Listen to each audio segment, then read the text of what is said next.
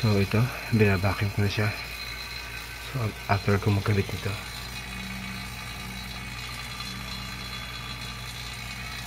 so kalabit ko yung access valve para siya ay makargahan ng prayer. So ngayon binabacuum ko muna siya.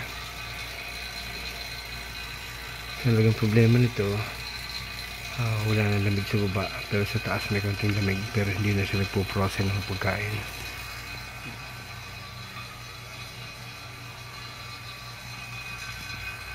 So yung mga karne na nakalagay hindi na tumitigas.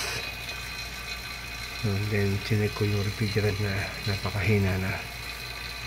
Then dito iligtas ko mamaya yan kung makakita ko ng leak dito. So wala siyang tubo na nakababad. Usually kasi nakababad yung tubo rito, then yun yung nabubulok, pero ito wala. So kapag dito sa loob nito yan, malalang issue na yan, malalang problema na yan.